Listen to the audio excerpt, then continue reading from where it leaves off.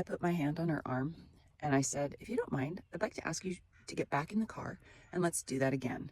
This mom was dropping her son off for tutoring and he was giving her attitude in a way that was it was setting our tutor session up for failure. And I said, let's just try it again. You get back in the car. I shut the door on the student nicely. Said, I'm going to walk back to the stairs and then I'm going to come back and let's try it again. So we did a reset. I walked back to the car. He still had an attitude. I said, okay, let's do it again. And I looked at his mom and I said, I am willing to do this a dozen times. We're going to do this as many times as it takes because this sets the tone. This sets up everything for our tutor center, our tutor time. And she got back in the car. It took us 6 times with this 13-year-old to get him to engage with me, engage with her, with the right heart, with the right attitude. And here's the deal. People get so hung up on curriculum, they get so hung up on lesson 17 in a book that they'll let negative attitude and rebellion and hard-heartedness go unchecked. And the challenge is that you're trying to build academic strength and cognitive or brain skills on top of a stinky foundation, and it just doesn't work the same. It is worth redoing a scene over and over and over again until you have set yourself and your child up for complete and total success. So what does that mean? That means that you may have to get in and out of the car 3 dozen times. It may mean that your child need to practice closing the door quietly 100 times.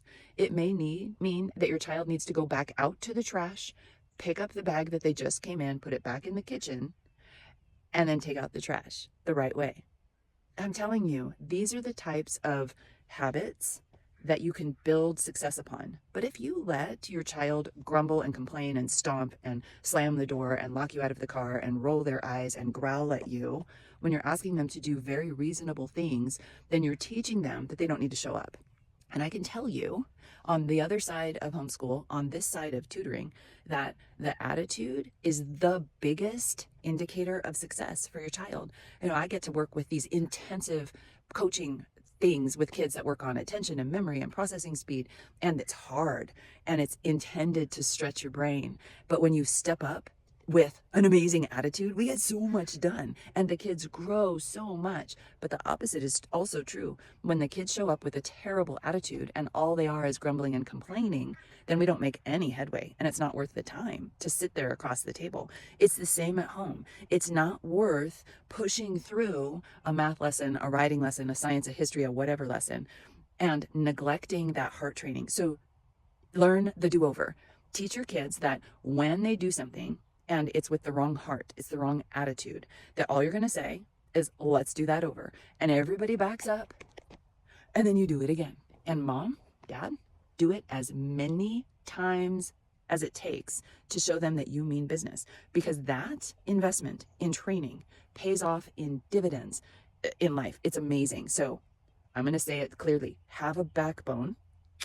Mean what you say. If you say, come to the table with a cheerful attitude, and they don't, then everybody goes away, and then you try it again. And you will teach them that you mean what you say, and you will show them how important their attitude truly is. It's worth it.